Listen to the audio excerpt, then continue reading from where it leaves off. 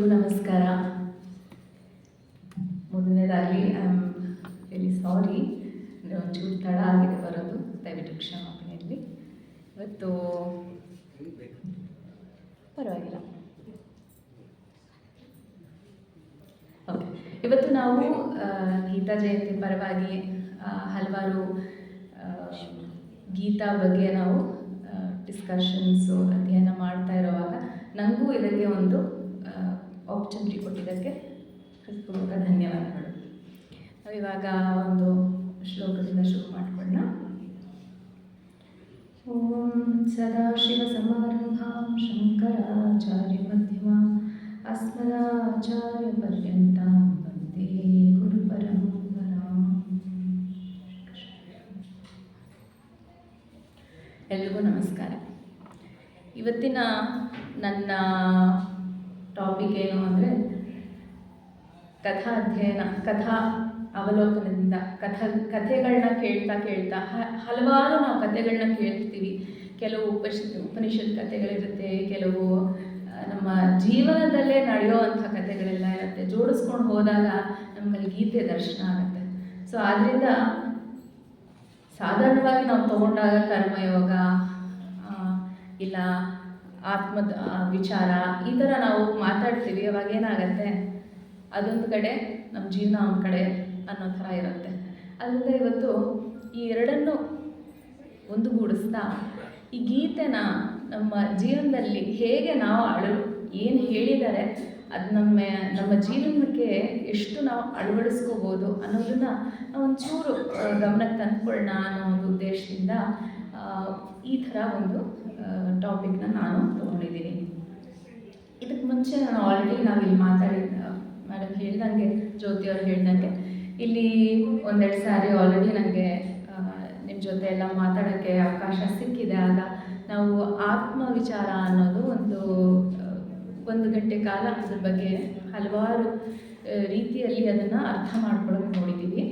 So ಇವತ್ತು ನಾವೇನು ಮಾಡ್ತೀವಿ ಅಂದರೆ ಅದೇ ಒಂದು ಎಲ್ಲ ಗೀತೆಯ ಒಂದೊಂದು ಅಧ್ಯಾಯವು ನಮಗೇನು ಹೇಳುತ್ತೆ ಅನ್ನೋದು ಒಂದು ಮೈಕ್ರೋಸ್ಕೋಪಿಕ್ ಬರ್ಡ್ಸ್ ವ್ಯೂವಿಂದ ನೋಡೋಣ. ನೋಡ್ತಾ ಅದು ನಮ್ಮ ಜೀವನದಲ್ಲಿ ಹೇಗೆ ಅದ್ರ ಸಾಧನೆ ಅನ್ನೋದು ನೋಡ್ಕೊಳ್ತಾ ಹೋಗೋಣ. ಸೊ ಮೊದಲನೇದಾಗಿ ಗೀತೆ ಸನ್ನಿವೇಶ, ಎಲ್ಲಿ ಕೃಷ್ಣ ನಮಗೆ ಆ ಗೀತೆ ಉಪದೇಶ ಕೊಟ್ಟಿದ್ದಾನೆ ಅನ್ನೋದು ಎಲ್ರಿಗೂ ಸಹಜವಾಗಿ ತಿಳಿದ ವಿಷಯನೇ. ಕುರುಕ್ಷೇತ್ರದಲ್ಲಿದ್ದಾಗ ಅರ್ಜುನನ ಸ್ಥಿತಿ ಹೇಗಿತ್ತು? ಅರ್ಜುನ ಸ್ಥಿತಿ ಅರ್ಜುನ ವಿಷಾದ ಯೋಗ ಅಂತ ಶುರುವಾಗುತ್ತೆ. ವಿಷಾದ ಯೋಗ, ಮಮಕಾರದಿಂದ ಅಹಂಕಾರದಿಂದ ಕೂಡಿರೋನು. ಧರ್ಮಕ್ಕಾಗಿ ಒಂದು ಯುದ್ಧ ಮಾಡೋಕ್ಕೆ ಬಂದಾಗ ಅಲ್ಲಿ ಕಾಣಿಸಿದ್ದು ಅಧರ್ಮ ಮಾಡೋರು ಅಲ್ಲವನು ಕಾಣಿಸಿದ್ದು ಯಾರು? ನನ್ನ ಜನ ಅಂದ್ಬಿಟ್ಟ.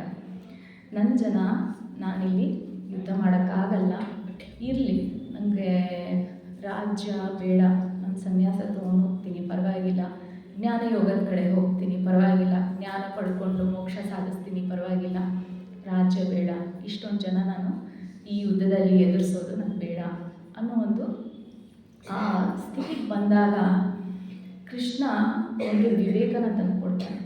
ಯಾವುದೇ ವಿವೇಕ ಏನು ಹೇಳ್ತಾನೆ ಅಂದರೆ, ಇಲ್ಲಿ ಯುದ್ಧ ಮಾಡೋದು ನಮ್ಮ ಸ್ವಾರ್ಥಕ್ಕೋಸ್ಕರ ಅಲ್ಲ, ಯುದ್ಧ ಮಾಡ್ತಿರೋದು ಧರ್ಮ ನಿಲ್ಲಿಸೋಕ್ಕೆ, ಎತ್ತಿ ಹಿಡಿಯೋಕ್ಕೆ. ಧರ್ಮ ಯಾವತ್ತೂ ದೃಢವಾಗಿರಬೇಕು. ಧರ್ಮ ಇದ್ದರೆ ಮಾತ್ರ ಈ ಇಡೀ ವಿಶ್ವ, ಈ ಇಡೀ ಬ್ರಹ್ಮಾಂಡ ನಡೀತಾ ಇರೋದೇ ಧರ್ಮದ ಬಲದ ಮೇಲೆ. ಭಾಗವತದಲ್ಲಿ ಒಂದು ಕಥೆ ಬರುತ್ತೆ. ಏನು ಅಂದರೆ, ಪರೀಕ್ಷಿತ್ ಮಹಾರಾಜರು ಅವರ ರಾಜ್ಯದಲ್ಲಿ ತುಂಬ ಎಲ್ಲರೂ ಸಂತೋಷವಾಗಿ ಸುಖವಾಗಿರ್ತಾರೆ. ಒಳ್ಳೆ ರಾಜ ಅವರು ಇನ್ನೇನು ಕಲಿಯುಗ ಪ್ರಾರಂಭ ಆಗ್ತಾ ಇದೆ ಅನ್ನೋವಾಗ ಕಲಿನ ಎಲ್ಲಿನ ನೋಡಬೇಕು, ಕಲಿ ಕಷ್ಟ ತರ್ತಾನೆ, ಅವನ್ನ ಓಡಿಸ್ಬೇಕು ಅನ್ನೋ ಪ್ರಯತ್ನದಿಂದ ರಾಜ ಸುತ್ತೂರ ಹೋಗ್ತಾನೆ ನೋಡೋಕ್ಕೆ. ಅಲ್ಲಿ ಒಂದು ದೃಶ್ಯ, ಒಂದು ನದಿ ತೀರದಲ್ಲಿ ಒಂದು ಹಸು, ಒಂದು ಗೂಳಿ, okay, bull and a cow. ಆ ಹಸು ತುಂಬ ಏನೋ ಒಂದು ಕಳ್ಕೊಂಡೋ ಒಂದು ಸ್ಥಿತಿಯಲ್ಲಿ, ಹೇಗೆ ಒಂದು ತಾಯಿ ಒಂದು ಮಗುನ ಕಳ್ಕೊಂಡಾಗ ಎಷ್ಟು ರೋಧಿಸ್ತಾಳೆ, ಎಷ್ಟು ದುಃಖಿಸ್ತಾಳಲ್ಲ, ಅಂಥ ಒಂದು ದುಃಖದಿಂದ ಆ ಹಸುವಲ್ಲಿ ಕೂತಿತ್ತು. ಅಲ್ಲಿ ಆ ಗೂಳಿ ಏನು ಅಂದರೆ 4 ಕಾಲಿಲ್ಲ, ಒಂದೇ ಕಾಲಲ್ಲಿ ನಿಂತಿತ್ತು. ಇದು ಸಾಂಕೇತಿಕ. ಏನು ಸಂಕೇತ ಇದರದು ಅಂದರೆ, ಆ ಹಸು ಏನೋ ಕಳ್ಕೊಂಡು ಕೂತಿತ್ತಲ್ಲ, ಅದಿನ್ನೇನಿಲ್ಲ, ಕೃಷ್ಣ ದ್ವಾಪರಯುಗದಲ್ಲಿ ಅವನದು ಎಲ್ಲ ಮುಗಿಸಿ ಅವನು ಹೊರಟ ಮೇಲೆ ಆ ಹಸು, ಆ ಭೂದೇವಿ ಅಲ್ಲಿ ಕೂತು ರೋಧಿಸ್ತಾರೆ. ಓಹೋ, ನನ್ನ ಮಗ ಇವಾಗ ಹೋದ, ಈಗ ಕಲಿಯುಗ ಆರಂಭ ಆಗ್ತಾ ಇದೆಯಲ್ಲ, ಆ ಮಗುನ ಅವ್ನು ಕಳ್ಕೊಂಡು ಅಷ್ಟು ವಿಷಾದ ಆ ಹಸುಗಾಗಿತ್ತಂತೆ. ಅಲ್ಲಿ ಆ ಗೂಳಿ ನಿಂತಿತ್ತಲ್ಲ ಒಂದು ಕಾಲಿನ ಮೇಲೆ, ಅದು ಧರ್ಮದ ಸಂಕೇತ. ಆ ಗೂಳಿ ಅನ್ನೋದು ಧರ್ಮ. ಆ ಧರ್ಮ ಈ ಯುಗ 4 ಯುಗಗಳಿರತ್ತಲ್ಲ, ತ್ರೇತಾಯುಗ, ಸತ್ಯಯುಗ, ತ್ರೇತಾಯುಗ, ದ್ವಾಪರಯುಗ, ಕಲಿಯುಗ. ಇದು ಒಂದು ಸೈಕಲ್ ಥರ ನಡೀತಾನೆ ಇರುತ್ತೆ, ಚಕ್ರ ಥರ. ಶುರುವಾದಾಗ ತ್ರೇತಾಯುಗದಲ್ಲಿ 4 ಕಾಲುಗಳು ಆ ಗೂಳಿಗೆ. ಆ ಗೂಳಿಗೆ 4 ಕಾಲುಗಳು ಏನು ಅಂದರೆ ಸತ್ಯ, ಶೌಚ, ದಯೆ, ತಪಸ್ಸು. ಈ 4 ಕಾಲುಗಳು ಇದ್ರ ಬಲದಿಂದ ಧರ್ಮ ನಿಂತಿದೆ. ಅದಕ್ಕೆ ತ್ರೇತಾಯುಗದಲ್ಲಿ ಧರ್ಮ ಅನ್ನೋದು ತುಂಬ ಬಲಿಷ್ಠವಾಗಿತ್ತು ಜನರಲ್ಲಿ. ದೇವರು ಮತ್ತು ಅಸುರರು ಇದ್ದಿದ್ದು ಎಲ್ಲಿ ಅಂದರೆ ಇಲ್ಲಿ ದೇವರು ಅಂದರೆ ಅಲ್ಲಿ ಅಸುರು. ಯಾವುದೋ ಒಂದು ಲೋಕದಲ್ಲಿ ಒಬ್ಬರು, ಇನ್ನೊಂದು ಲೋಕದಲ್ಲಿ ಇನ್ನೊಬ್ಬರು, ಅಷ್ಟು ದೂರ ದೂರ, ಅಜಗಜಾಂತರ ದೂರ. ಅದಕ್ಕೆ ಧರ್ಮ ಒಳ್ಳೆ ರೀತಿಯಲ್ಲಿ ಸ್ಥಾಪನೆ ಆಗಿತ್ತು.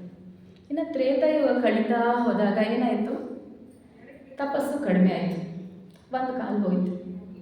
ಅವಾಗ ಇದ್ದಿದ್ದು ಬರೀ ಸತ್ಯ, ಶೌಚ ಮತ್ತು ದಯೆ.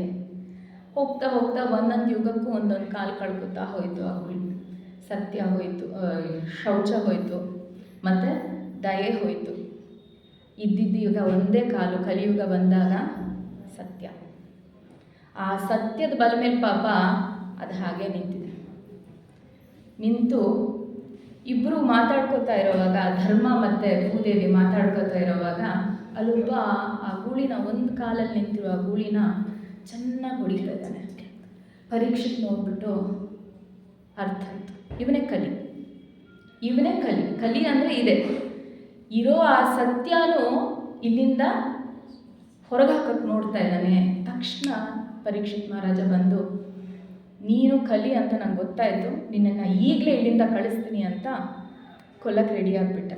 ಅವಾಗ ಕಲಿ ಕಾಲಿಗೆ ಬಿದ್ದು, ಹೀಗೆ ಮಾಡಬೇಡ, ನಿನ್ನ ರಾಜ್ಯದಲ್ಲಿ ಆ್ಯಕ್ಚುಲಿ ನಮಗೊಂಚೂರು ಜಾಗನೇ ಇಲ್ಲ, ಎಲ್ಲರೂ ಎಷ್ಟು ಸಂತೋಷವಾಗಿ ಎಷ್ಟು ಅನ್ಯೋನ್ಯವಾಗಿದ್ದಾರೆ, ನನಗೊಂಚೂರು ಜಾಗನೇ ಇಲ್ಲ, ನೀನೊಂದು ಕೆಲಸ ಮಾಡು, ನಾನು ನಿನಗೆ ಏನು ಡಿಸ್ಟರ್ಬ್ ಮಾಡಲ್ಲ, ಯಾರಿಗೂ ತೊಂದರೆ ಕೊಡಲ್ಲ, ನಂಗೆ ಇರೋಕ್ಕೆ ಮಾತ್ರ ಒಂದಿಷ್ಟು ಜಾಗ ಕೊಟ್ಬಿಡು ಅಂದ. ಪರೀಕ್ಷಿತ್ ಮೊದಲು ಒಪ್ಪಲಿಲ್ಲ. ಇವನು ಮತ್ತೆ ತುಂಬ ಬೇಡ್ಕೊಂಡ, 4 ಜಾಗ, 4 ಜಾಗ ಕೊಟ್ಬಿಡು.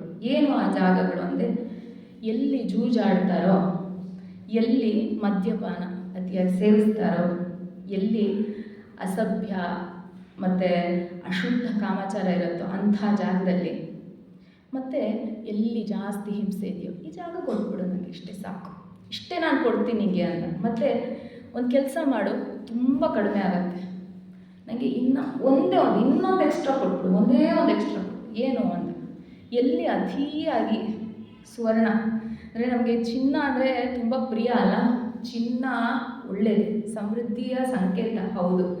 ಬಟ್ ಅತಿಯಾದಾಗ ಚಿನ್ನನು ಕಲಿಯ ಒಂದು ಆಗಮನ ಅಲ್ಲಾಗತ್ತೆ. ಎಲ್ಲಿ ಅತಿಯಾಗಿ ಚಿನ್ನ ಇರುತ್ತೋ, ಅತಿಯಾಗಿ ಹಣ, ದುಡ್ಡು, ಕಾಸು, ನೋಡಿ ನೀವು ಯಾರು ಬೇಕಾದರೂ ನೋಡಿ, ಈ ಜಗತ್ತಿನಲ್ಲಿ ನಾವು ಜಸ್ಟ್ ಅಬ್ಸರ್ವ್ ಮಾಡಿ ನೋಡಿದ್ರೆ ನಮಗೆ ಅರ್ಥ ಆಗುತ್ತೆ.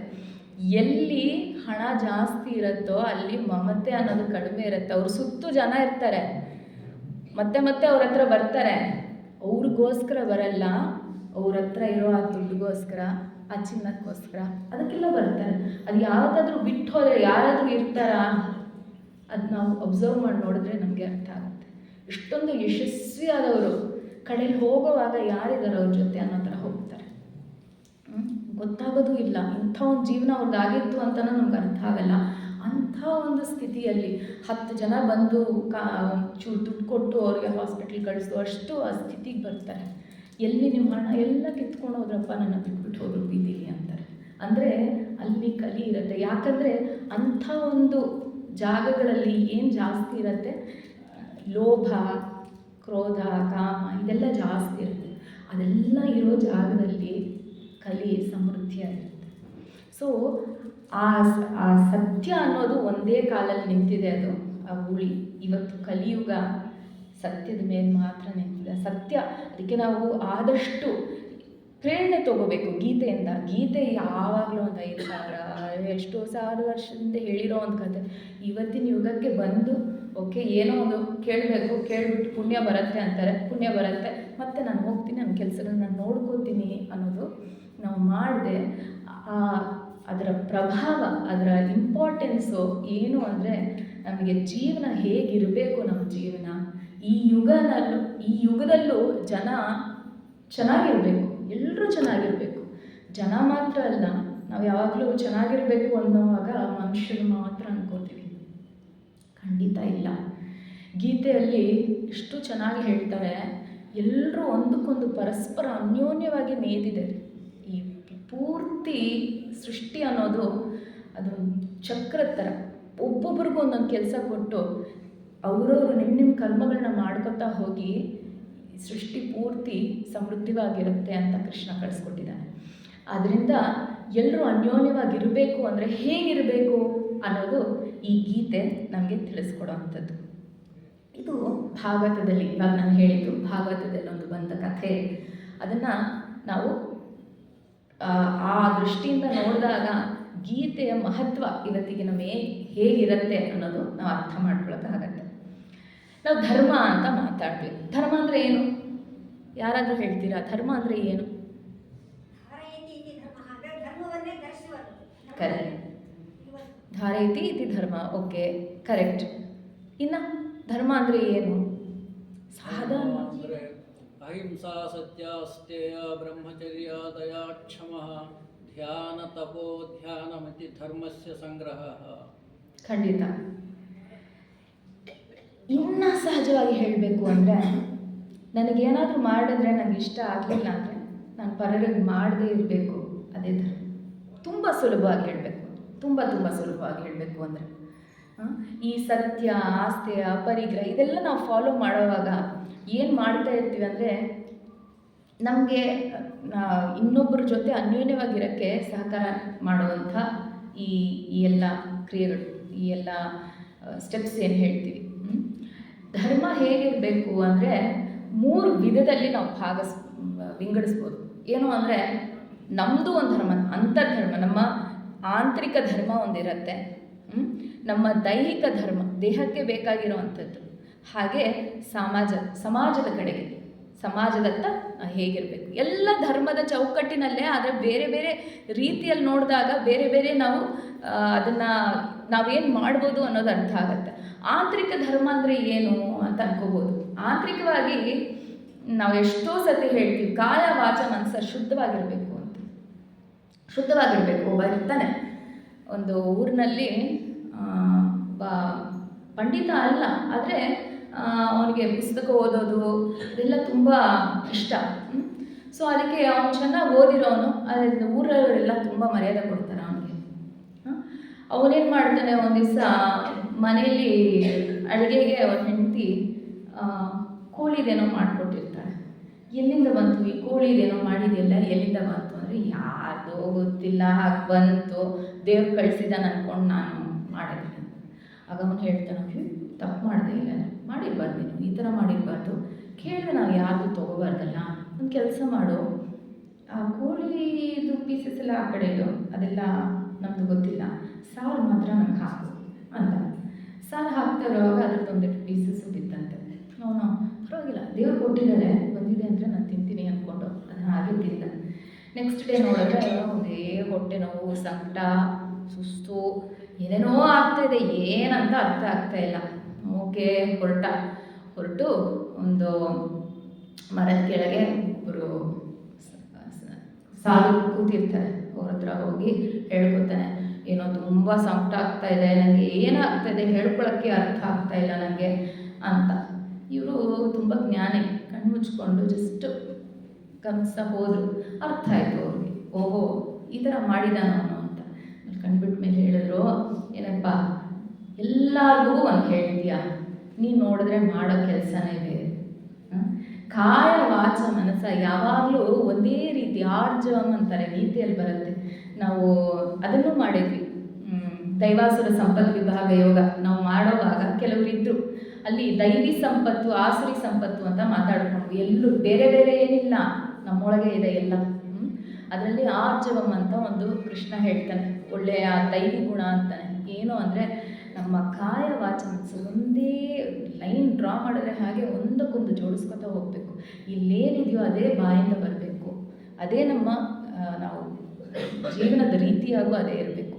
ಇವನು ಡಂಬ ತುಂಬ ಏನು ಅಂದರೆ ಇರೋ ಜನರಿಗೆಲ್ಲ ತೋರಿಸ್ಕೊಡೋದು, ನನಗೆಲ್ಲ ಗೊತ್ತು ಎಲ್ಲ ಹೋಗಿ ಹೇಳೋದು ಮಾತ್ರ ಅಷ್ಟೇ ಹೊರತು ಅವನು ಮಾಡುವ ಕೆಲಸಗಳು ಮಾತ್ರ ಆ ನಿಯತ್ತಿರಲಿಲ್ಲ.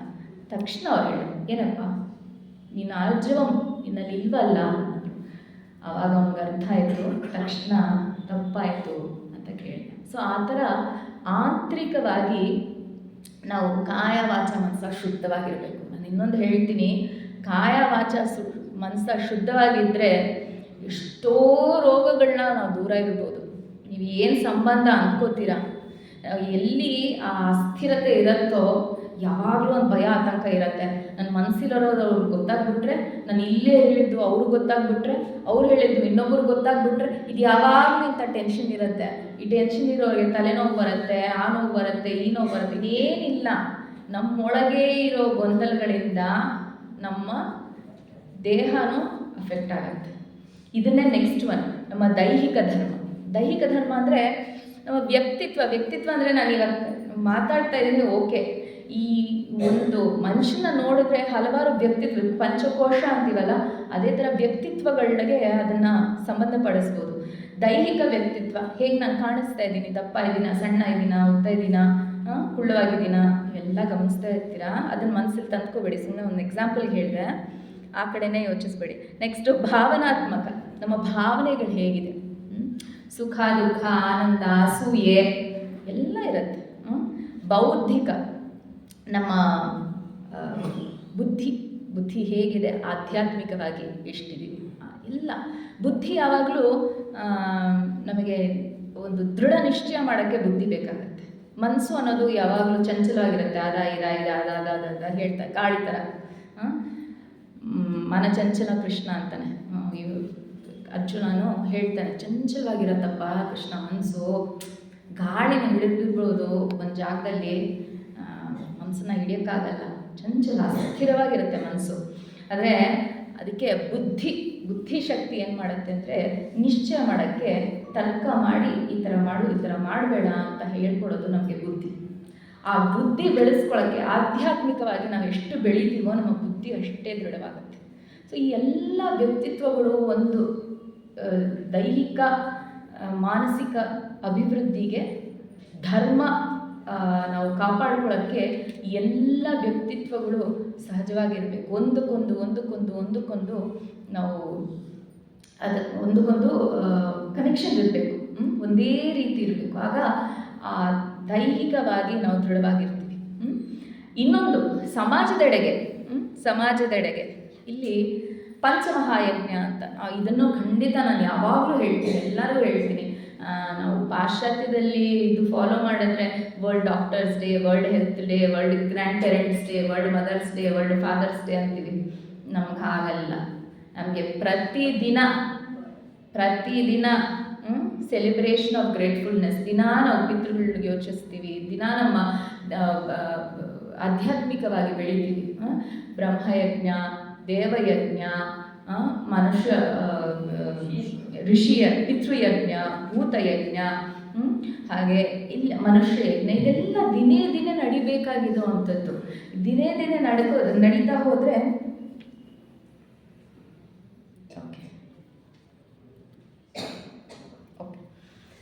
ನಡೀತಾ ಹೋದರೆ ಇದರಲ್ಲಿ ನಮಗೆ ಓಕೆ. ಸೊ ಇದ್ರ ತಕ್ಕಂಗೆ ನಾವು ಜೀವನ ಮಾಡುವಾಗ ಧರ್ಮ ಅನ್ನೋದು ನಾವು ಸಹಜವಾಗಿ ಇರುತ್ತೆ. ಈ ಎಲ್ಲ ಒಂದು ಈ ದೃಷ್ಟಿಕೋನವನ್ನು ನಮ್ಮ ಜೀವನದಲ್ಲಿ ನಾವು ಹೇಗಿರಬೇಕು, ನಮ್ಮ ಕರ್ಮಗಳೇನು, ಯಾಕೆ ಈ ಕರ್ಮಗಳನ್ನ ಮಾಡಬೇಕು, ಈ ನಮ್ಮ ಧರ್ಮ ಏನು ಈ ಪೂರ್ತಿ ಸೃಷ್ಟಿಯಲ್ಲಿ ಅನ್ನೋದು ಕರ್ಮಯೋಗದ ಬಗ್ಗೆ ಹೇಳುವಾಗ ಕೃಷ್ಣ ತುಂಬ ಡೀಟೇಲ್ ಆಗಿ ತಿಳಿಸ್ಕೊಡ್ತಾನೆ. ಸೊ ಈ ಗೀತೆನ ಇದು ಇನ್ನೊಂದು ಹೇಳ್ತೀವಿ, ಸರ್ವೋಪನಿಷದೋ ಗಾವೋ ದೋಗ್ಧಾ ಗೋಪಾಲನಂದನ ಪಾರ್ಥೋ ವತ್ಸ ಸುಧೀರ್ ಗೋಪ್ತ ದುಗ್ಧಂ ಗೀತಾಮೃತಂ ಅಂತ. ಅಂದರೆ ಎಲ್ಲ ಉಪನಿಷತ್ತುಗಳನ್ನ ಸೇರಿಸಿ ಒಂದು ಹಸುವಾಗಿ ನೋಡಿದ್ರೆ ಹಾಲು ಕರೆಯುವವನು ಯಾರು? ಹಾಲು ಕರೆಯುವವನು ಕೃಷ್ಣ.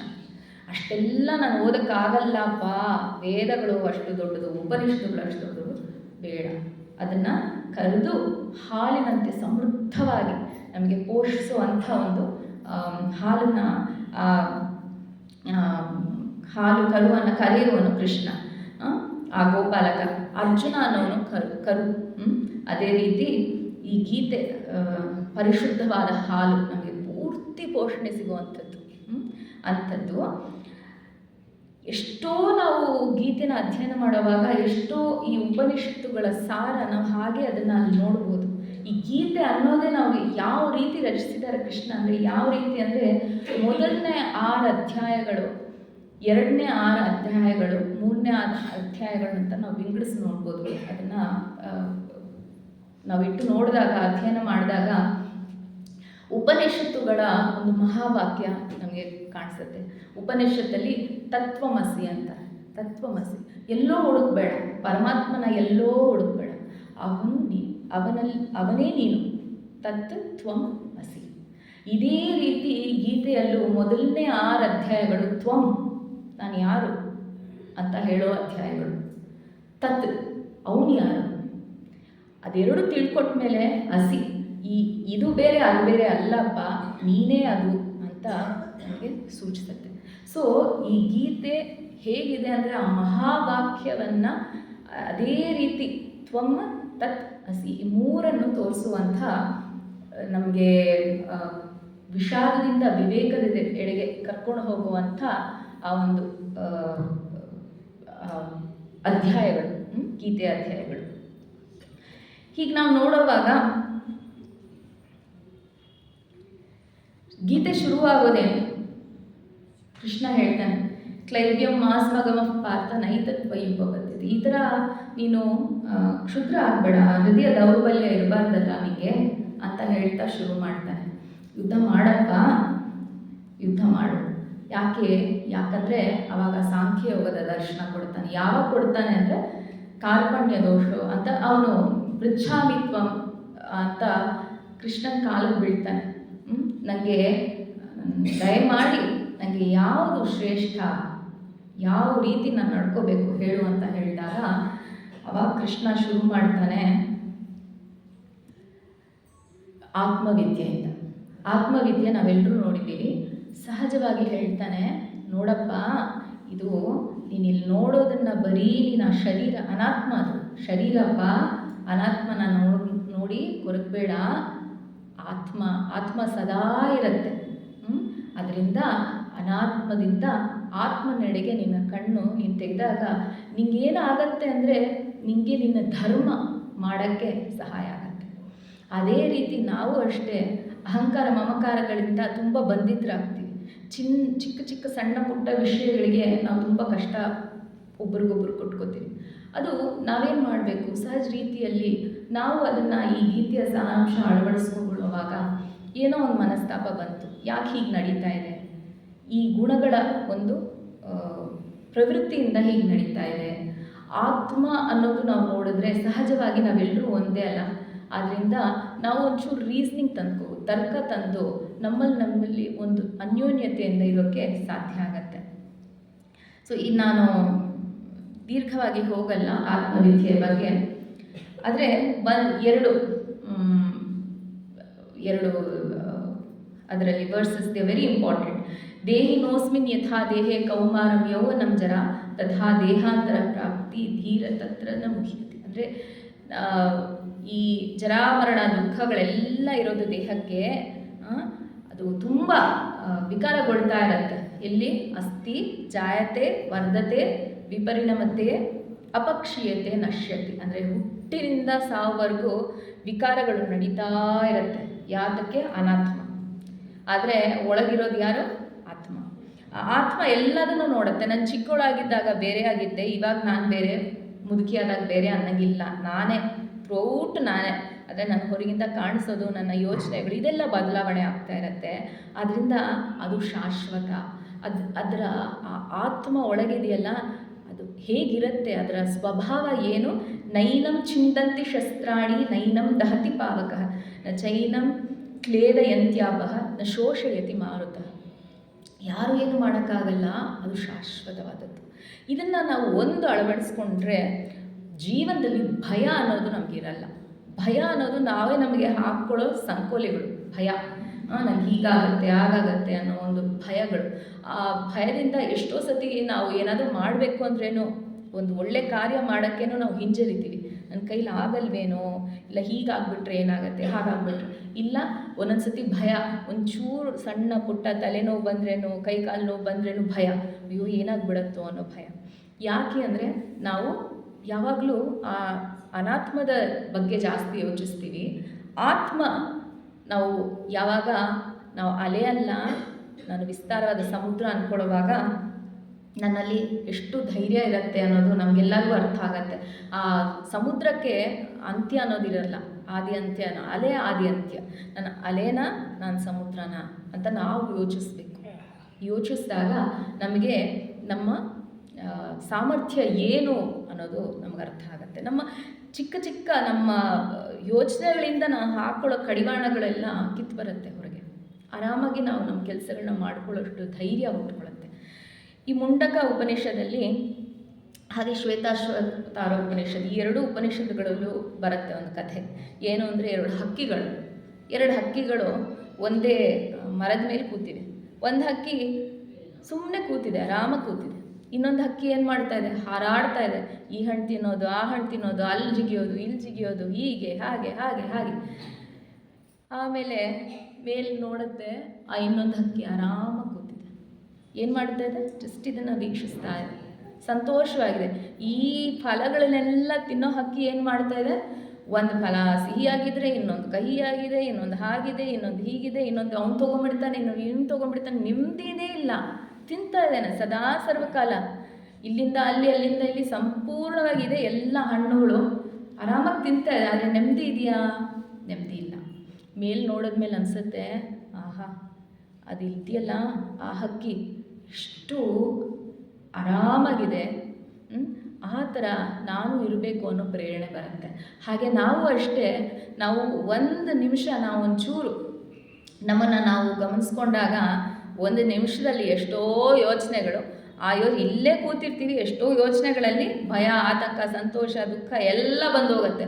ನಾನು ಇವಾಗ ಕಣ್ಣು ಮುಚ್ಚಿ ಧ್ಯಾನ ಮಾಡೋಣ ಅಂತ ಹೇಳಿದ್ರೆ ಸಾಕು, 30 ಸೆಕೆಂಡಲ್ಲಿ ಎಲ್ಲರೂ ಕಣ್ಣು ತೆಗೆದುಬಿಟ್ಟು ಇನ್ನೂ ಎಷ್ಟೊತ್ತು ಅಂತ ಕೇಳ್ತೀರಾ. ಯಾಕಂದರೆ ಫಸ್ಟು ಕಣ್ಣು ಮುಚ್ಚಿದಾಗ ಬರೋದು ಸಿಕ್ಕಾಪಟ್ಟೆ ಡ್ರಾಮಾ ನಮ್ಮ ತಲೆಯಲ್ಲಿ. ಮಂಥನ ಆಗುತ್ತೆ. ಎಲ್ಲ ಮಂಥನ ಆದಾಗ ಏನಾಗುತ್ತೆ? ಫಸ್ಟು ಎಲ್ಲ ವಿಷ ಬರುತ್ತೆ. ವಿಷ ಬಂದ ಮೇಲೆ ಎಲ್ಲ ಹೊರಗೆ ಬಂದ ಮೇಲೆ ಆಮೇಲೆ ಶಾಂತ ಆಗುತ್ತೆ. ಆ ಥರ ಇವಾಗ ಕಣ್ಣು ಮುಚ್ಚಿದ್ರೆ ನಮಗೆಲ್ಲ ಬರೋದು ಹಾಲ ಮಂಥನ ಆದಾಗ. ಸೊ ಆ ಥರ ಈ ಮಂಥನಗಳೆಲ್ಲ ಕಡಿಮೆ ಮಾಡಬೇಕು ಅಂದರೆ ಏನು ಮಾಡಬೇಕು? ಎಲ್ಲ ಹೋಗಲಿ ಗಮನಿಸ್ತಾ ಹೋಗಿ. ಆ ಒಂದು ಪಕ್ಷಿ ಹೇಗೆ ಕೂತಿದೆಯೋ ನನ್ನೊಳಗೆ ಅದೇ ಪಕ್ಷಿ ಇದೆ. ನನ್ನೊಳಗೆ ಶಾಂತವಾಗಿ ಕೂತಿರೋ ಒಂದು ಪಕ್ಷಿ ಇದೆ. ಎಲ್ಲಿ? ನಮ್ಮ ಚಿದಾಕಾಶದಲ್ಲಿ, ಎಲ್ಲಿ? ನಮ್ಮ ಆತ್ಮಸ್ವರೂಪವಾಗಿದೆ. ಇದನ್ನು ನಾವು ಯಾವಾಗಲೂ ಜ್ಞಾಪಕ ಇಟ್ಕೋಬೇಕು. ಕಷ್ಟ ಆಗೋದು ಯಾವಾಗ ಗೊತ್ತಾ? ಈ ಚಿಂತನೆಗಳು ಬಂದಾಗ ಅದ್ರ ಜೊತೆನೇ ನಾವು ಹರ್ಕೊಂಡು ಹೋಗ್ಬಿಡ್ತೀವಿ. ಈ ಒಂದು ಯೋಚನೆ ಬಂತಾ, ಇವಾಗ ನಾವು ಇಲ್ಲಿಂದ ಎದ್ದು ಹೋದ್ಮೇಲೆ ಏನು ಮಾಡಬೇಕು? ಆಟೋ ಸಿಗುತ್ತಾ ಇಲ್ವಾ? ಬಸ್ ಸಿಗುತ್ತಾ ಇಲ್ವಾ? ಇವ್ನು ಲೇಟ್ ಮಾಡ್ತಾನೆ, ಅವ್ನು ಲೇಟ್ ಮಾಡ್ತಾನೆ, ಅದ್ರ ಜೊತೆನೇ ನಾವು ಪ್ರವಾಹ, ಅದ್ರ ಜೊತೆನೇ ಹೋಗ್ತೀವಿ. ಇನ್ಫ್ಯಾಕ್ಟ್ ಏನು ಮಾಡಬೇಕು? ಬರಲಿ, ಆ ಯೋಚನೆ ಬರಲಿ, ಆಮೇಲೆ ಇನ್ನೊಂದು ಬರುತ್ತೆ, ಬರಲಿ, ಆಮೇಲೆ ಇನ್ನೊಂದು ಬರುತ್ತೆ, ಬರಲಿ. ಬರ್ತಾ ಇರೋವಾಗ ನಮ್ಮ ಗಮನ ಉಸಿರಾಟದ ಮೇಲಾಗಲಿ, ನಮ್ಮ ಹೃದಯದ ಮೇಲಾಗಲಿ ಇಟ್ಟರೆ ಎಲ್ಲ ಶಾಂತವಾಗುತ್ತೆ. ಒಂಚೂರು ಹೊತ್ತಾದಮೇಲೆ ಓಹೋ, ನಾನು ಏನು ಡ್ರಾಮಾ ಮಾಡೋದು ಕೇಳಿಸ್ಕೊಡು ಯಾರೂ ಇಲ್ಲ ಅಂತ ಆರಾಮಾಗಿ ಮತ್ತೆ ಶಾಂತ ಆಗುತ್ತೆ. ಈ ಆತ್ಮಸ್ವರೂಪನ ನಾವು ನೋಡ್ಕೋಬೇಕು ಅಂದರೆ ಅವಾಗವಾಗ ಶನೈರು ಪರಮೆ ಹೃದಯ ಹೃತಿಗೃಹಿತ್ಯ ಇದು ಹೋಗ್ತಾ ಇರಬೇಕು. ಮತ್ತೆ ಮನಸ್ಸು ಅಲ್ಲಿ ಹೋಗುತ್ತೆ. ಕೃಷ್ಣ ಹೇಳ್ತಾನೆ, ನಿಧಾನಕ್ಕೆ ಮಗು ಹೇಗೆ ನಾವು ಮೆತ್ತಗೆ ತರ್ತೀವಿ ವಾಪಸ್, ಅದೇ ರೀತಿ ಮತ್ತೆ ಹೇಳಿ ವಾಪಸ್ ತಂದ್ಕೊಳ್ರಪ್ಪ. ಸಾಧ್ಯ, ಅಭ್ಯಾಸ, ವೈರಾಗ್ಯದಿಂದ ಎಲ್ಲ ಸಾಧ್ಯ. ನನ್ನ ಕೈಲಿ ಆಗಲ್ಲ ಅನ್ಬೇಡಿ, ಸಾಧ್ಯ ಆಗಲೇಬೇಕು. ಯಾಕೆ ಅಂದರೆ ಕೃಷ್ಣ ಹೇಳೋಂಗೆ ಅಶ್ವತ್ಥ ವೃಕ್ಷತ್ರ 15ನೇ ಚಾಪ್ಟರು, ಬಟ್ ಇವಾಗ ಎಗಿರ್ತಾ ಇದೆ ಅಲ್ಲಿಗೆ. ಯಾಕೆಂದರೆ ಇಲ್ಲಿಂದ ಅಲ್ಲಿ ಕನೆಕ್ಷನ್ ಗೊತ್ತಾಗುತ್ತೆ. ಏನು ಹೇಳ್ತಾನಂದರೆ, ನಮ್ಮದೆಲ್ಲ ಅಶ್ವತ್ಥ ವೃಕ್ಷ ಉಲ್ಟಾ, ಬೇರೆಲ್ಲ ಅಲ್ಲಿದೆ, ಅಲ್ಲಿಂದ ಬರ್ತಾ ಇದೆ ಈ ಚೈತನ್ಯ ನನ್ನೊಳಗೆ. ನಾನು ಈಗ ನಿಂತು ಮಾತಾಡ್ತಾ ಇದ್ದೀನಿ, ಯೋಚಿಸ್ತಾ ಇದ್ದೀನಿ, ಒಂದಕ್ಕೊಂದು ಜೋಡಿಸ್ಕೊತಾ ನಿಮ್ಮ ಹತ್ರ. ನಾನು ಬರ್ಕೊಂಡು ಬಂದಿರೋದು ಬೇರೆ ಥರ, ಮಾತಾಡ್ತಿರೋದು ಬೇರೆ ಥರ. ಇವಾಗ ಜೋಡಿಸ್ಕೊಂಡು ಆ ಚೈತನ್ಯ ನನಗೆ ಕಲ್ಪಿಸ್ಕೊಡ್ತಾ ಇದೆ ಈ ಎಲ್ಲ ಶಕ್ತಿಗಳನ್ನ ಮಾಡ್ತಾ ಹೋಗ್ತಾ ಇದ್ದೀನಿ. ನಂದೇನಿಲ್ಲ ಇದರಲ್ಲಿ, ಏಲಿರೋ ಚೈತನ್ಯ ನನ್ನ ಮೂಲಕ ನಡೀತಾ ಇರೋ ಈ ಕೆಲಸಗಳು. ಇದನ್ನು ನಾವು ಯಾವಾಗಲೂ ಮನಸ್ಸಲ್ಲಿ ತಂದ್ಕೋಬೇಕು. ನಮ್ಮ ಬೇರುಗಳು ಎಲ್ಲಿದೆ, ನಮ್ಮ ಬೇರುಗಳು ನಾವು ಇಲ್ಲಿ ಹಾಕ್ತಾ ಇದ್ದೀವಿ. ಬೇರು ನಮ್ಗೆ ಇಲ್ಲಲ್ಲ, ಸಂಸಾರ ಅಲ್ಲ, ಬೇರುಗಳು ನಮ್ಮಲ್ಲಿದೆ. ಅವನು ಅಲ್ಲಿಂದ ನಾವು ಕೆಳಗೆ ಬೆಳೀತಾ ಇದ್ದೀವಿ. ಅವನು ಕೊಡ್ತಾನೆ ಈ ಎಲೆಗಳೆಲ್ಲ, ಆ ಅಶ್ವತ್ಥ ವೃಕ್ಷದ ಎಲೆಗಳೆಲ್ಲ ಏನು ಅಂದರೆ ಆ ವೇದಗಳು ಮತ್ತು ಒಳ್ಳೆಯ ವಿಚಾರಗಳು, ಇದೆಲ್ಲ ನಮ್ಮನ್ನು ಪೋಷಿಸುವಂಥದ್ದು. ಮೇಲೇಳು ಅಂತ ನಮಗೆ ನಾವು ಯಾರು ಅಂತ ಜ್ಞಾಪಿಸೋಕ್ಕೆ. ಅದರಲ್ಲಿ ಫಲಗಳು, ಪುಣ್ಯ ಪಾಪ ನಾವು ಮಾಡೋ ಫಲಗಳು, ಇದೆಲ್ಲ ನಾವು ಅಶ್ವತ್ಥ ವೃಕ್ಷ ಮತ್ತು ಅದನ್ನು ಕೆಳಗೆ ಮತ್ತು ಕೊಂಬೆಗಳೆಲ್ಲ ಯಾಕೆ ಸಂಸಾರದಲ್ಲಿ ನಾವೇ ಬೆಳೆಸ್ಕೊತಾ ಇದ್ದೀವಿ. ನಾವು ಇನ್ನೂ ಒಳಗೆ ಸಂಸಾರದೊಳಗೆ ಅಂತ ನಾವು ಎಲ್ಲಿ ಇರಬೇಕು ಅಲ್ಲಿಗಿಂತ ತುಂಬ ದೂರ ಪ್ರಯಾಣ ಮಾಡ್ತಾ ಇದ್ದೀವಿ. ಕೃಷ್ಣ ಹೇಳ್ತಾನೆ, ಜ್ಞಾನ ತುಂಬ್ಕೋ ನಿನ್ನಲ್ಲಿ. ನಾನು ಯಾರು, ನೀನು ಯಾರು ಅಂತ ತಿಳ್ಕೊಬ್ಬ, ಜ್ಞಾನ ತುಂಬ್ಕೋ. ಆ ಜ್ಞಾನದಿಂದ ಆ ವೃಕ್ಷನ ನೀನು ಕಡಿದ್ರೆ ನನ್ನ ಹತ್ರ ಬರ್ತೀಯ. ಅದು ಜ್ಞಾನದ ಒಂದು ತುಂಬ ಇಂಪಾರ್ಟೆಂಟ್ ಪ್ಯಾರಾಗ್ರಾಫ್ ಅನ್ನೋದು, ಇಂಪಾರ್ಟೆಂಟ್ ಅಧ್ಯಾಯ ಪುರುಷೋತ್ತಮ ಯೋಗ ಅನ್ನೋದು. ಅದರಲ್ಲಿ ಅವನು ಹೇಳ್ತಾನೆ.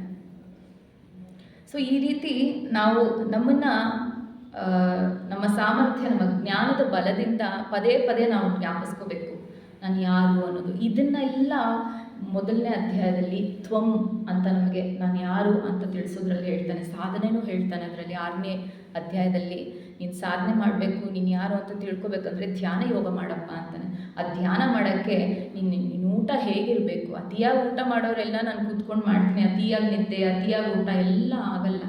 ಯುಕ್ತ ಆಹಾರ ವಿಹಾರಸ್ಯ ಯುಕ್ತ ಚೇಷ್ಟಸ್ಯ ಕರ್ಮಸು. ಇದು ಬರೀ ನಮ್ಮ ಧ್ಯಾನ ಮಾಡೋಕ್ಕಾಗಲ್ಲ, ಅದನ್ನು ನಾವು ಫಾಲೋ ಮಾಡಿದ್ರೆ ಮತ್ತೆ ಹೇಳ್ತೀನಿ, ಈ ಡಯಾಬಿಟೀಸು, BP, ಇಂಥ ಎಂತೆಂಥ ಕಾಯಿಲೆ, ಆಟೋ ಇಮ್ಯೂನ್ ಡಿಸೀಸ್ ಎಲ್ಲ ಬರುತ್ತಲ್ಲ, ಎಲ್ಲ ಕ್ರಮೇಣ ಕಡಿಮೆ ಆಗುತ್ತೆ. ಯಾಕೆ? ಎಲ್ಲದರಲ್ಲೂ ಯುಕ್ತವಾಗಿ ನಾವು ಮಾಡ್ಕೋಬೋದು. ಯುಕ್ತವಾಗಿ ಎಷ್ಟು ಬೇಕೋ ಅಷ್ಟು ಮಾತ್ರ ಮಾಡಿಕೊಂಡ್ರೆ ಹಿತವಾಗಿರುತ್ತೆ ಅನ್ನೋದು ಆ ಒಂದು ಟಾಪಿಕಲ್ಲಿ ನಮ್ಮ ತಿಳಿಯುತ್ತೆ ನಮಗೆ. 6ನೇ ಅಧ್ಯಾಯದಲ್ಲಿ ಹೇಳ್ತಾನೆ. ಮತ್ತು ಹೀಗೆ ನಾವು ಅದು ತ್ವಂ ಆಯಿತು. ಇಷ್ಟೆಲ್ಲ ತ್ವಂ, ನಾನು ಯಾರು ಅಂತ. ತತ್ ಅವನು ಯಾರು ತಿಳ್ಕೊಬೇಕಂದ್ರೆ ಫಸ್ಟ್ ನಂಗೆ ಅವ್ರಿಗೆ ಗೊತ್ತಾಗಬೇಕಲ್ಲ, ಅವನೆಲ್ಲಿದ್ದಾನೆ, ಅವನೆಲ್ಲೋ ಇಲ್ಲ. ಇದಕ್ಕೆ ಜ್ಞಾನ ವಿಜ್ಞಾನ ಯೋಗ, ಅಕ್ಷರ ಬ್ರಹ್ಮ ಯೋಗ, ರಾಜವಿದ್ಯಾ ರಾಜಗುಹ್ಯ ಯೋಗ, ವಿಭೂತಿ ಯೋಗ, ವಿಶ್ವರೂಪ ದರ್ಶನ ಯೋಗ ಮತ್ತು ಭಕ್ತಿ ಯೋಗ. ಇದರೆಲ್ಲ ಮೂಲಕ ಈ 6 ಅಧ್ಯಾಯಗಳು ಏನು ಹೇಳ್ತಾರೆ ಅಂದರೆ, ಎಲ್ಲೋ ಹುಡುಕಬೇಡ, ನನ್ನ ಇಲ್ಲೇ ಇದ್ದೀನಿ ಅಂತ ಎಷ್ಟು ಚೆನ್ನಾಗಿ ತೋರಿಸ್ಕೊಡ್ತಾನೆ ಕೃಷ್ಣ. ಈ ಪ್ರಕೃತಿಯಲ್ಲಿರೋದೆಲ್ಲ ಪರಪ್ರಕೃತಿ ಅಪರಪ್ರಕೃತಿ ಎಲ್ಲ ಅವನೇ. ಅವನು ಹೇಳ್ತಾನೆ, ನಿಮ್ಮ ಆತ್ಮದಲ್ಲಿ ಸ್ಥಿರವಾಗಿರೋದ್ರಿಂದ ಫಸ್ಟು ನಾನು ಕಾಣಿಸ್ತೀನಿ. ಈ ಸಮಷ್ಟಿ ಅರ್ಥ ಮಾಡ್ಕೊಳ್ಳಿ. ನಾನು ನನ್ನದು ಈ ದೇಹನ ನಾವು ಹೇಗೆ ನೋಡಿದ್ರಿ, ಕೈ ಕಾಲು ಇದೆಲ್ಲ ನೋಡಿದ್ರೆ ವ್ಯಷ್ಟಿ. ಅದೇ ಒಂದು ದೇಹ ಅನ್ನೋವಾಗ ಸಮಷ್ಟಿ. ಈ ವ್ಯಷ್ಟಿಯಿಂದ ಸಮಷ್ಟಿಯ ಕಡೆಗೆ ನೀವು ಹೋದಾಗ ಎಲ್ಲ ನಾನು ಅಂತ ನಿಮಗೆ ಅರ್ಥ ಆಗತ್ತೆ. ಸಂಪೂರ್ಣವಾಗಿ ನೋಡಲು ನಿಮಗೆ ಸಹಾಯ ಆಗತ್ತೆ. ಆ ಏಕತೆಯೇ ನಾನೇ ಅಂತ ಅವನು ಹೇಳ್ತಾನೆ. ಇದರಲ್ಲಿ ಈ ಅಧ್ಯಾಯಗಳಿಂದ ನಾವು ಒಂದು ಅರ್ಥ ಮಾಡ್ಕೋಬೋದು. ಏನು ಅಂದರೆ, ಮುಂಡಕ ಉಪನಿಷದಲ್ಲಿ ಒಂದು ಇದಿದೆ, ಒಂದು ಕ್ವೆಶನ್. ಏನು ಅಂದರೆ ಶೌನಕ ಅವ್ರ ಗುರುಗಳನ್ನ ಕೇಳ್ತಾನೆ, ಕಸ್ಮಿನ್ ಭಗವೋ ವಿಜ್ಞಾತೆ ಸರ್ವಂ ಇದಂ ವಿಜ್ಞಾತಂ ಭವತಿ. ಏನು ತಿಳ್ಕೊಂಡ್ರೆ ನಾನೆಲ್ಲ ತಿಳ್ಕೊಳಕ್ಕಾಗತ್ತೆ. BA LLB BMS ಇನ್ನು ಇದು ಅದು ಮಾಸ್ಟರ್ಸು PhD ಅದು ಇವು ಎಲ್ಲ ಮಾಡ್ತೀನಿ, ಎಲ್ಲ PhD. PhD highest, very nice PhD ಅದ್ರಲ್ಲಿ ಮ್ಯಾಥ್ಸಲ್ಲಿ ಮಾಡಿದ್ದೀನಿ. ಇವಾಗ ಬಂದು ಬಯಾಲಜಿ ಒಂದು ಕ್ವೆಶನ್ ಗೊತ್ತಿಲ್ಲ, ನಾನು PhD ಮಾಡಿರೋದು ಮ್ಯಾಥ್ಸಲ್ಲಿ ಏನು ಬೇಕಾದ್ರೂ ಕೇಳಿ ನಾನು ಹೇಳ್ತೀನಿ. ಅಂದರೆ ಇಷ್ಟೇ ಭೌತಿಕವಾಗಿ ನಾವು ಎಷ್ಟು ಕಲ್ತ್ಕೊಂಡ್ರೂ, ಎಷ್ಟೇ ನಾವು ಮೇಲೆ ಹೋದರೂ ಒಂದು ಸೀಮಿತವಾಗಿ ಇದ್ದೇ ಇರ್ತೀವಿ. ಇನ್ನೂ ಇದೆ ಮಾಡಬೇಕಾಗಿದೆ ಅನ್ನೋದು. ಆದರೆ ಈ ಉಪನಿಷತ್ತಲ್ಲಿ ವಿದ್ಯಾರ್ಥಿ ಕೇಳ್ತಾನೆ ಗುರುಗಳನ್ನ, ನೀನು ನಂಗೊಂದು ಹೇಳು, ಇದು ತಿಳ್ಕೊಂಡ್ರೆ ನನಗೆ ಎಲ್ಲ ಗೊತ್ತು ಅಂತ ನಾನು ಹೇಳಬೇಕು, ಏನಂಥ ವಿಚಾರ ಅಂತ ಕೇಳಿದಾಗ ಅವ್ರು ಹೇಳೋದು ಆತ್ಮವಿಚಾರ. ಇದನ್ನು ಕೃಷ್ಣ 7ನೇ ಅಧ್ಯಾಯದಲ್ಲಿ ಹೇಳ್ತಾನೆ. ಜ್ಞಾನಂ ತೇಹಂ ಸ ವಿಜ್ಞಾನಂ ಇದಂ ವಕ್ಷ್ಯಾಮ ಶೇಷತಃ ಯಜ್ಞಾತ್ವಾ ನೇಹ ಭೂಯೋನ್ಯತ್ ಜ್ಞಾತವ್ಯ ವಶಿಷ್ಯತೆ. ಅಂದರೆ ಈ ಲೋಕದಲ್ಲಿ ತಿಳಿದುಕೊಳ್ಳಲು ಬೇರೆ ಯಾವುದು ಉಳಿದಿಲ್ಲ ಎಂಬುದನ್ನು ತಿಳಿದುಕೊಂಡು ಈ ಜ್ಞಾನ ಮತ್ತು ಬುದ್ಧಿವಂತಿಕೆಯನ್ನು ನಾನು ಈಗ ನಿಮಗೆ ಸಂಪೂರ್ಣವಾಗಿ ಹೇಳ್ತೀನಿ ಅಂತ 7ನೇ ಅಧ್ಯಾಯದಲ್ಲಿ ಅವನಿಗೆ ಹೇಳ್ತಾನೆ. ಎಂಥ ಒಂದು ವಿಚಾರ ಹೇಳ್ತಾನೆ ಅಂದರೆ ಅದರಲ್ಲಿ ತುಂಬ ಸುಲಭವಾಗಿ ಅರ್ಥ ಮಾಡ್ಕೊಳಕ್ಕಾಗೋಂಥದ್ದು. ಏನು ಹೇಳ್ತಾರೆ? ಮತ್ತ ಪರತರಂ ಜ್ಞಾನದ್ ಕಿಂಚಿದಸ್ತಿ ಧನಂಜಯ ಮಯಿ ಸರ್ವಮಿದಂ ಪ್ರೋಕ್ತಂ ಸೂತ್ರೇ ಮಣಿಗಣ ಇವ. ಅಂದರೆ ಸೂತ್ರದಲ್ಲಿ ಹೇಗೆ ಮಣಿಗಳನ್ನ ಹಾಕ್ತೀವಿ ನೋಡಿ, ಸೂತ್ರೇ ಮಣಿಗಣ ಇವ. ಅಂದರೆ ಅವನು ಹೇಳ್ತಾನೆ, ಓ ಅರ್ಜುನ, ನನಗಿಂತ ಉನ್ನತವಾದದ್ದು ಯಾವುದೂ ಇಲ್ಲ. ನಿನ್ನನ್ನು ಅರ್ಥ ಮಾಡಿಕೊಂಡ್ರೆ ಎಲ್ಲ ಅರ್ಥ ಮಾಡ್ಕೊಂಡಂಗೆ. ಇದನ್ನು ನೇರವಾಗಿ ಆ ಗೀತೆಯ ಇನ್ನೇನು ಬೇಕು, ಉಪನಿಷತ್ತುಗಳ ಎಷ್ಟೊಂದು ಸಾರ ಗೀತೆಯಲ್ಲಿ ಬಂದಿದೆ ಅಂತೀವಲ್ಲ, ಇದು ಒಂದು. ಅವನು ಹೇಳ್ತಾನೆ, ದಾರದ ಮೇಲೆ ಕಟ್ಟಿದ ಮಣಿಗಳಂತೆ ಎಲ್ಲವೂ ನನ್ನಲ್ಲೇ ನೆಲೆಗೊಂಡಿದೆ. ಅಂದರೆ ಎಲ್ಲಿ ನೋಡಬೇಕು ಅನ್ನೋ ಎಲ್ಲ ಕಡೆನೂ ನೀವು ನೋಡ್ಬೋದು. ಸೂರ್ಯ ನೋಡ್ತೀರಾ, ಸೂರ್ಯನ ಬೆಳಕಲ್ಲ ಅವನಿದ್ದಾನೆ. ಒಂದು ಫಲ ತಿಂತೀರಾ, ಆ ಫಲದ ಆ ರಸ ಏನಿದೆ, ನೀರಿನ ರಸದಲ್ಲಿ ಅವನಿದ್ದಾನೆ, ನೀರಲ್ಲಿದ್ದಾನೆ. ಗಾಳಿ, ನಾವು ಉಸಿರಾಡೋ ಗಾಳಿಯಲ್ಲಿದ್ದಾನೆ. ಎಲ್ಲಿ ನೋಡಿದ್ರೆ ಅವನಿದ್ದಾನೆ. ಇನ್ನು ನಾವು ಏನು ಹುಡುಕೋದು? ಆದರೆ ನಮಗೆ ಹುಡುಕೋಕ್ಕೆ ಸಮಯ ಇಲ್ಲ, ನಮ್ಗೆ ಅದು ಅರ್ಥ ಮಾಡ್ಕೊಳ್ಳೋಕ್ಕೆ ಸಮಯ ಇಲ್ಲ.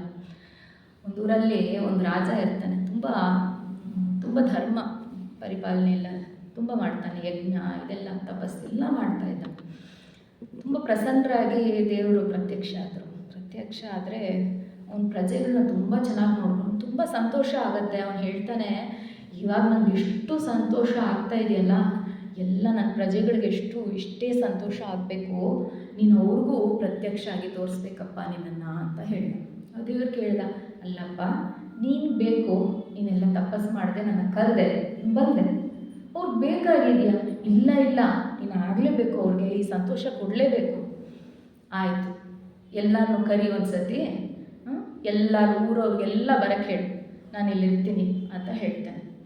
ಆಗ ರಾಜ ಎಲ್ಲರಿಗೂ ಊರೆಲ್ಲ ಹೇಳಿ ಕಳಿಸ್ದ, ಬನ್ನಿ ದೇವ್ರು ಬರ್ತಾರೆ, ದೇವ್ರು ಕಾಣಿಸುತ್ತೆ, ಹಾಗೆ ಹೀಗೆ ಅಂತ. ಎಲ್ಲರೂ ಬಂದರು, ಜನ ಬಂದರು. ದೇವ್ರ ಮುಂದೆ ನಡೀತಾ ಇದ್ದಾರೆ.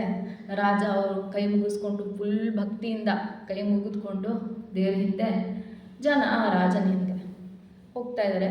ಅಲ್ಲೇನೋ ಒಂದು ದೊಡ್ಡ ಚಿನ್ನದ ಇದು ಗೊತ್ತಾಯಿತು, ಇಷ್ಟೊಂದು ಚಿನ್ನ ಇದೆ ಅಂತ. ಅರ್ಧ ಜನ ಹೋದರು. ಇನ್ನು ಮುಂದೆ ಹೋದರೆ ಇನ್ನು ಬೆಳ್ಳಿ, ಇದು ಪ್ರೆಷಸ್ ಸ್ಟೋನ್ಸ್ ಎಲ್ಲ ಇದೆ. ಇನ್ನೂ ಒಂದಷ್ಟು ಜನ ಹೋದರು. ಹೀಗೆ ಕೆಲವು ಎಲ್ಲ ನೋಡಿದವರೆಲ್ಲ ಈ ಅಂಗಡಿಗೆ ಆ ಕಡೆ, ಅಂಗಡಿಗೆ ಈ ಕಡೆ ಎಲ್ಲ ಹೋದ್ಮೇಲೆ ದೇವರೊಂದು ಜಾಗಕ್ಕೆ ಹೋಗಿ ನಿಂತು ತಿರುಗಿ ನೋಡ್ತಾನೆ. ರಾಜ ಹಿಂದೆ ತಿರುಗಿ ನೋಡು ಅಂತಾನೆ. ರಾಜ ಹಿಂದೆ ತಿರುಗಿ ನೋಡಿದ್ರೆ ಯಾರಿರ್ತಾರೆ? ಅದು ನಮ್ಮ ಸ್ಥಿತಿ. ಮರ್ತೋಗಿದ್ದೀವಿ ನಾವು, ಯಾಕೆ ಇಲ್ಲಿ ಬಂದಿದ್ದೀವಿ, ನಾವು ಏನು ಮಾಡಬೇಕು ಮರ್ತೋಗಿದ್ದೀವಿ. ಎಲ್ಲ ಮಿಣ ಚೆನ್ನಾಗಿದೆ, ಸೊಗಸಾಗಿದೆ. ಅಬ್ಬಾ ಈ ಬಟ್ಟೆ ಎಷ್ಟು ಸಾಫ್ಟ್ ಆಗಿದೆಯೋ, ಇನ್ನೂ ಒಂದು 15,000 ಎಕ್ಸ್ಟ್ರಾ ಕೊಟ್ಟರೆ ಇನ್ನೂ ಮೆತ್ತಿಗಿರೋದು ಸಿಗುತ್ತೆ. ಯಾರನ್ನಾದರೂ ಕೇಳಿ ಸೇವಿಂಗ್ಸ್ ಎಲ್ಲ ತೆಗೆದು ಅದನ್ನು ಕೊಟ್ಟು ತೊಗೊಳ್ಳೋಣ. ಮತ್ತೆ ಇನ್ನೊಂದು ಬಂದರೆ ಇನ್ನೊಂದು ತೊಗೊಳ್ಳೋಣ, ಅವ್ರಿಗೂ ತೊಗೊಳ್ಳೋಣ, ಇವ್ರಿಗೂ ತೊಗೊಳ್ಳೋಣ, ಇದು ಮಾಡೋಣ, ಅದು ಮಾಡೋಣ, ಅಲ್ಲಿ ಹೋಗೋಣ, ಇಲ್ಲಿ ಹೋಗೋಣ. ಮೇಡಮ್ ಎಲ್ಲ ತುಂಬ ಚೆನ್ನಾಗಿದೆ. ಅದಕ್ಕೆ ದಿನಾ ಯೋಗ ಮಾಡುವಾಗ ನಾನು ಎಲ್ಲರಿಗೂ ಹೇಳ್ತಾ ಇರ್ತೀನಿ. ಶ್ಲೋಕ ಸೂರ್ಯ ನಮಸ್ಕಾರ ಮುಂಚೆ ಹೇಳ್ತೀವಲ್ಲ, ಅದು ಈಶಾವಾಸ್ಯ ಉಪನಿಷತ್ತಲ್ಲಿ ಬರುತ್ತೆ.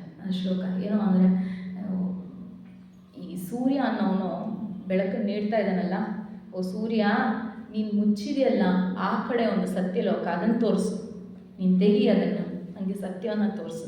ನೀನು ಅಲ್ಲಿಂದ ಬೆಳಗ್ತೀಯಲ್ಲ, ಇದೆಲ್ಲ ಚಿನ್ನ ಬೆಳ್ಳಿ ಥರ ತುಂಬ ಚೆನ್ನಾಗಿದೆ, ನನ್ನ ಮನಸ್ಸು ಅಸ್ಥಿರ ಆಗ್ತಾಯಿದೆ, ಹೋಗ್ತಾ ಇರ್ತೀನಿ ಇಲ್ಲಿ ಎಲ್ಲಿ ಹೋಗ್ಬೇಕು ನಾನು ಅಲ್ಲಿಗೆ ಮರ್ತು ಹೋಗ್ತೀನಿ.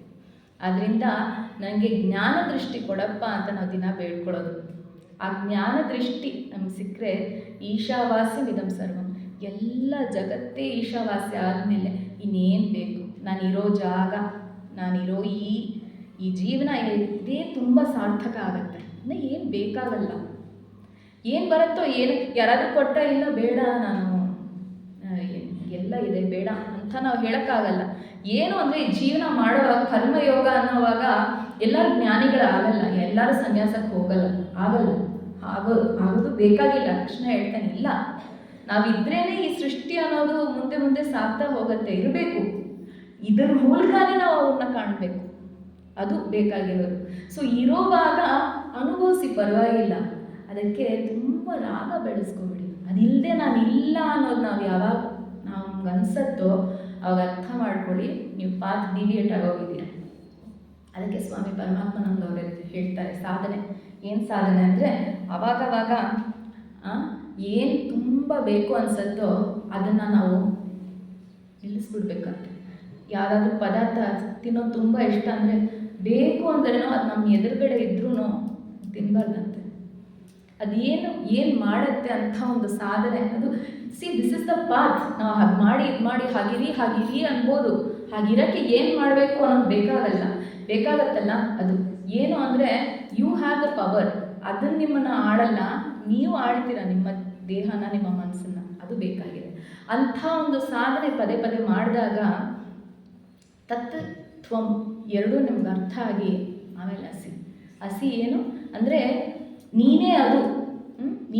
ಯಾಕಂದರೆ ಇದೆರಡು ನಾವು ಅರ್ಥ ಮಾಡ್ಕೊಂಡ್ಮೇಲೆ ನಮ್ಮೊಳಗೆ ಅದನ್ನು ಕಾಣ್ತೀವಿ. ನಾನು ಹೇಳಿದೆ ಲಾಸ್ಟಲ್ಲಿ ಒಂದು ಹೇಳ್ತೀನಿ ಅಷ್ಟೇ.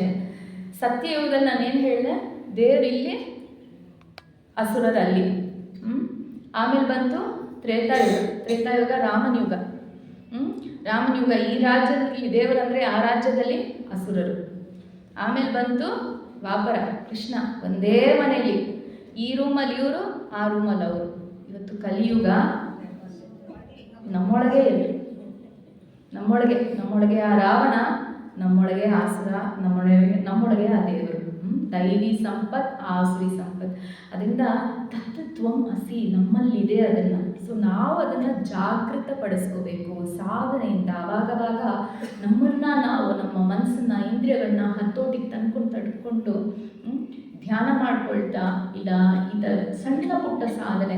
ಒಂದು ದಿವಸ ಮಾತಾಡಿದೆ ವಾಕ್ತಪಸ್, ಒಂದು ದಿವಸ ಬರೀ ಫಲಾಹಾರ ಮಾಡಿಕೊಂಡು ಆ ಥರ ನಾವು ಸಾಧನೆಗಳು ಮಾಡಿದಾಗ